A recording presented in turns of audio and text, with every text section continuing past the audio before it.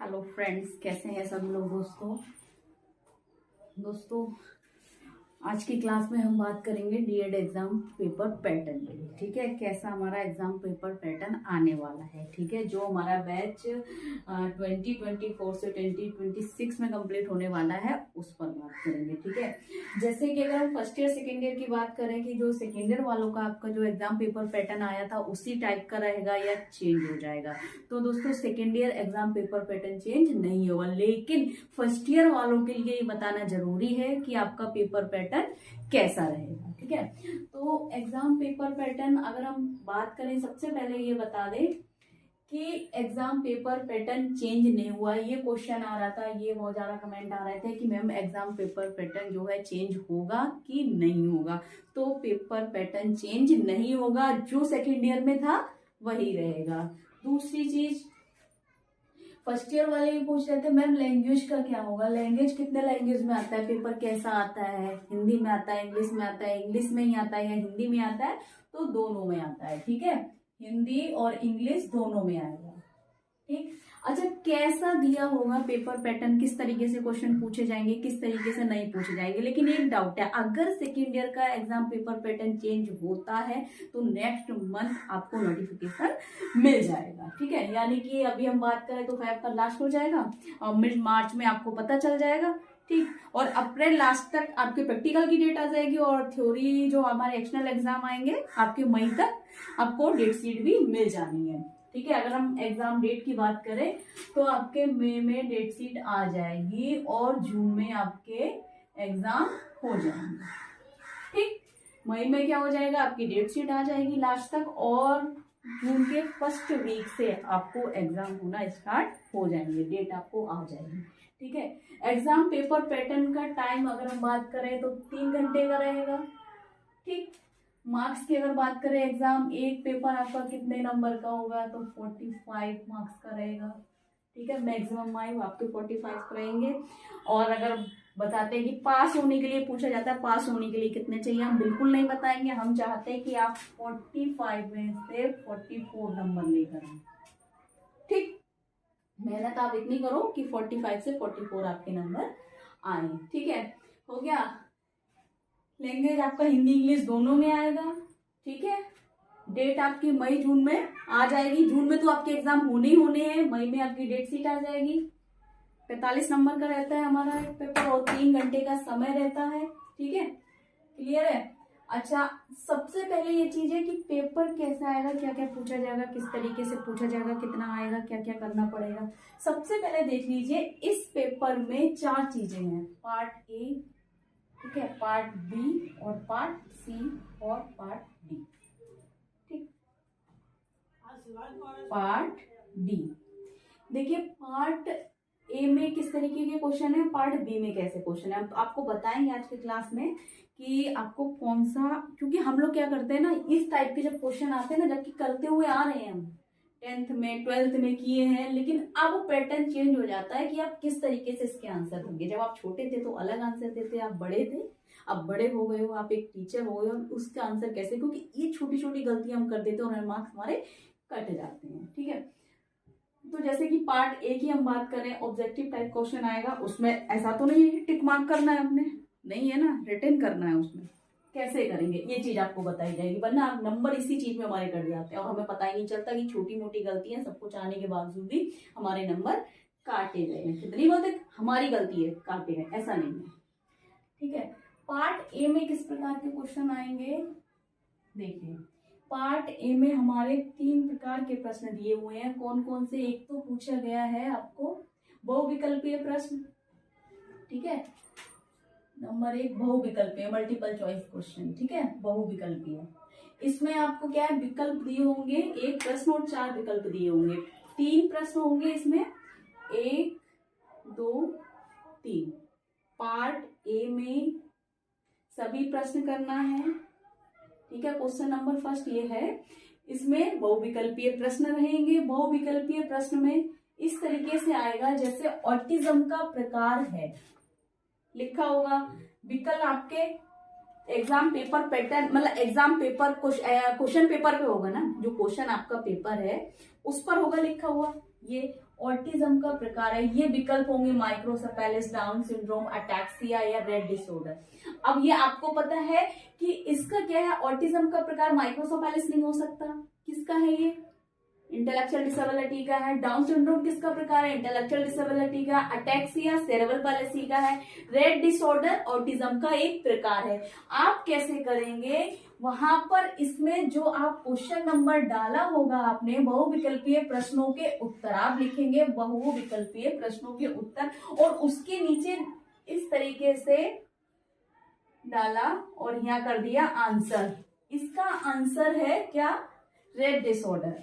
तो आंसर में आप यहां पर रेड डिसऑर्डर कर देंगे। ठीक, इस तरीके से आपने आंसर देना है। ऐसा नहीं करना है कि पहले पूरा ये लिखना है फिर आप ऐसे कर रहे हैं, आपको केवल आंसर लिखना है वहां पर। ठीक है, इस तरीके से आपको 3 प्रकार के प्रश्न लिखने को मिलेंगे। ठीक है, जैसे बहुबुद्धि के प्रतिपादक कौन है, यहाँ पर विकल्प होंगे, वो थॉर्नडाइक है, स्पेरमैन है, जीन पियाजे है, हार्वर्ड गार्डनर है। तो आपने क्या स्पेरमैन लिखना है वहां पर। ठीक है, तो यहाँ पर क्या करना है, केवल आंसर लिखेंगे। ठीक है, विकासात्मक विकलांगता है, क्या है, ऑटिज्म है, सेरेब्रल पैलेसी है, मस्कुलर डिस्ट्रोफी है या लर्निंग डिसेबिलिटी है। तो जो आपकी विकासात्मक विकलांगता है केवल वहां पर नंबर डाल के, तीसरे का बी, ठीक है, तीसरे का बी डाल के और यहां पर आपको आंसर लिख देना है। ठीक, फर्स्ट का क्या था हमारा, रेड डिसऑर्डर, डी था ना, यहाँ पर आंसर 1 का डी डालकर रेड डिसऑर्डर लिख देना है। इस तरीके से आपने इसमें आंसर देने हैं।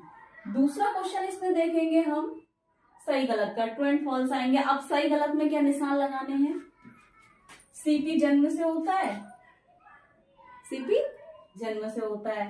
ठीक है, तो इसका आंसर हमने कैसे देना है, जैसे सभी विकलांगताएं जन्मजात होती है, सभी विकलांगताएं जन्मजात नहीं होती है। सेरेब्रल पालेसी क्या है, जन्मजात है।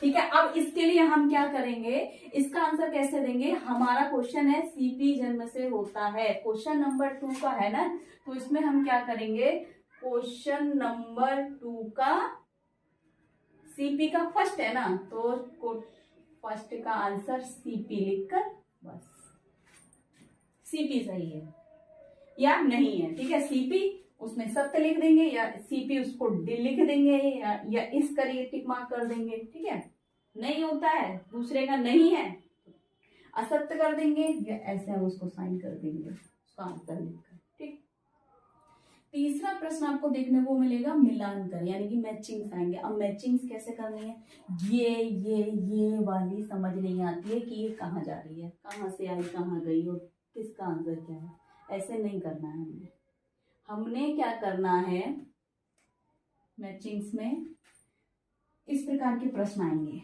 प्रश्न को भी बहुत जरूरी है कि आपके प्रश्न किस तरीके से पूछे जाएंगे, किस तरीके से प्रश्न आएंगे, कैसे प्रश्न करना है। तो इस तरीके के प्रश्न आपको देखने को मिलेंगे, बहुत ही अच्छे तरीके से आपको पता है, एक एक पार्ट में डिवाइड करके बताया जा रहा है। ठीक है, तो किस तरीके से आएंगे, कैसे करना है, वो सब भी बताया जा रहा है। तो दोस्तों एक बार चैनल को लाइक भी कर दें और सब्सक्राइब भी कर देगा अगर तक नहीं किया है, क्योंकि मेरे साथ क्या हो रहा है, मेरे चैनल पर आपको मटेरियल पूरा है। ठीक है, फर्स्ट ईयर का भी सेकेंड ईयर का भी, चाहे एग्जाम पेपर आप उससे ले लीजिए, प्रोफेशन का भी पूरा मटेरियल है। तो अब एग्जाम का टाइम आ रहा है तो क्लासेस सारी कंटिन्यू रहेंगी, नहीं हो पाती है, फैमिली टाइम नहीं दे पाते हैं, थोड़ा गैप हो जाता है। अब क्या आ रहा है, एग्जाम का टाइम आ रहा है, कंटिन्यू क्लासेस होंगी, इसलिए आप वीडियो को अगर हम मेरे चैनल से अगर आप प्रिपरेशन करना चाहते हैं तो चैनल को लाइक करें, सब्सक्राइब भी कर दें और बेल आइकन को प्रेस कर दें ताकि नेक्स्ट आने वाली क्लास आप तक पहुंचती रहे। ठीक है ना, चलिए स्टार्ट करते हैं। फिर मैचिंग आपको कैसे करना है, जैसे इसमें भी कितने हैं, 4 क्वेश्चन दिए हुए हैं।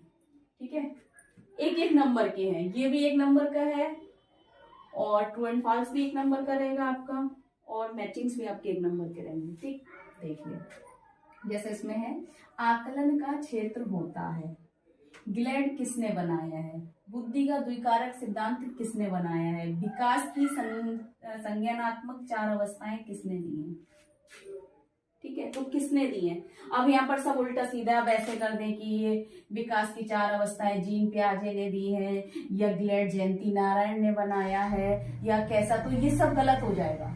हमने क्या करना है, इसको लिखना है, ठीक है, या तो इसको लिख लीजिए। अगर आप इसको नहीं लिख रहे तो ये पॉइंट्स आप लिखने के बाद सीधे उनके आगे लिख देंगे। पहला का क्या है, आकलन का क्षेत्र होता है, यहाँ पर है विस्तृत और व्यापक, यहाँ पर भी क्या होगी, मार्किंग होगी क्वेश्चन की 2 3 इस तरीके से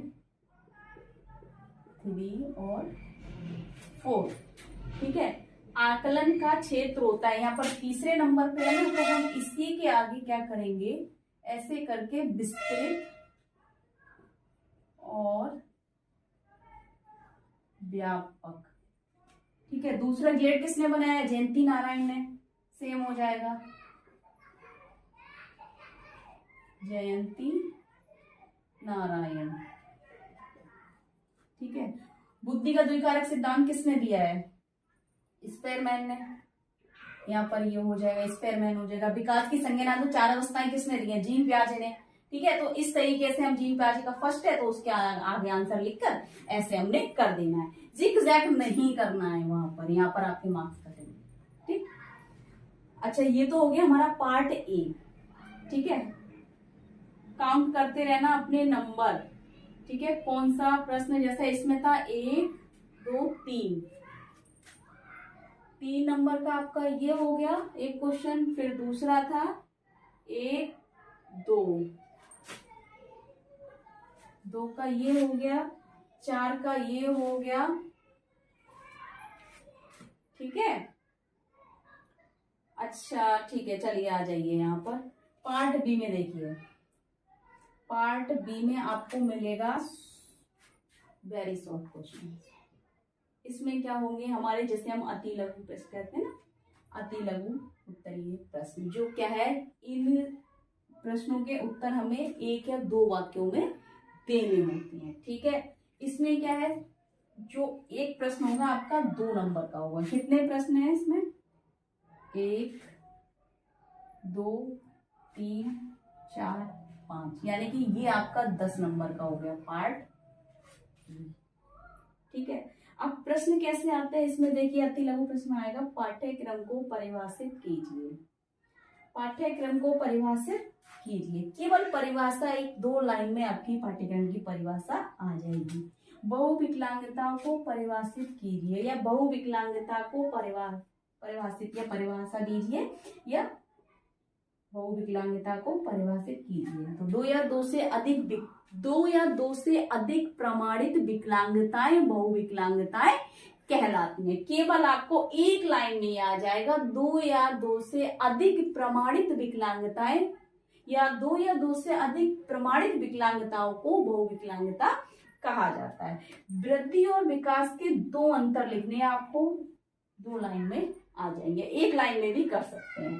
विकासात्मक अवधि कितनी होती है, तो सबको पता है 18 वर्ष होती है, तो विकासात्मक अवधि 18 वर्ष होती है, एक लाइन में आ जाएगा। सीखना क्या है, किसी व्यक्ति के व्यवहार में परिवर्तन सीखना कहलाता है। इस तरीके से आपको आंसर देने हैं, ठीक है। पार्ट बी आपका फिनिश हो गया। नेक्स्ट क्या है, पार्ट सी पर आ जाइए। शॉर्ट क्वेश्चंस आ जाएंगे जिसे हम कहते हैं लघु उत्तरीय। पार्ट सी में इसमें क्या है, आपको 6 प्रश्न होंगे, आपको केवल 4 प्रश्न करने होंगे। आपको ये हेडलाइंस जो होती है उनको पढ़ के ध्यान में रखना है, ठीक है। केवल 4 प्रश्न करने हैं, 6 दिए होंगे, ठीक है। और हर प्रश्न का क्या है, हर प्रश्न जो होगा आपका 3 नंबर के होगा, ठीक है। हर क्वेश्चन आपका 3 मार्क्स का रहेगा। और इसमें देखिए एक चीज और ध्यान रखिए, जब हमारे पास चॉइस आ जाती है ना क्वेश्चनों में, तो हम देखते हैं कि कौन सा क्वेश्चन कर सकते हैं। हमें सबसे वो क्वेश्चन चुनना चाहिए जिसमें हमें हेडिंग्स मिले, पॉइंट्स मिले। जो थ्योरिकल हो जाता है ना, जिसका आंसर या थ्योरिकल क्वेश्चन कोई आ जाता है ना, तो उसमें मार्क्स हमें नहीं मिलता है, ठीक है। लेकिन जिसमें पॉइंट्स होते हैं, हेडिंग्स होते हैं हमें डालने के लिए, वो क्वेश्चन हमारा दिखता है कि हमने बहुत अच्छे से उसको क्लियर किया है, तो वहां पर हम मार्क्स अच्छे ले आते हैं और पूरे मार्क्स मिलते हैं। जैसे इसमें कितने हैं, 6 है ना। पहला कह रहा है शिक्षार्थी के प्रकार, दूसरा है स्वलिनता में संवेदीय प्रसंस्करण को समझाइए, पठन संबंधी विशेषताएं लिखिए, CCE को समझाइए। ठीक है, फिर है आपका विकासात्मक विकार से आप क्या समझते हैं, बहुबुद्धि सिद्धांत लिखिए।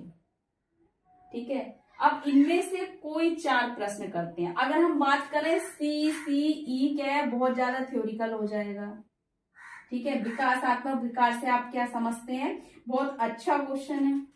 ठीक है, इंट्रो देंगे, डेफिनेशंस देंगे, कैरेक्टरिस्टिक्स बताएंगे, टाइप्स बताएंगे, आप इसमें बहुत सारी चीजें मिल जाएंगी। बहुबुद्धि सिद्धांत में भी आप बहुत सारी चीजें कर सकते हैं। शिक्षार्थी के प्रकार है, इसमें कर सकते हैं। अच्छा, कितने शब्दों में करना होगा ये वाला जो 4 प्रश्न है, आपको कम से कम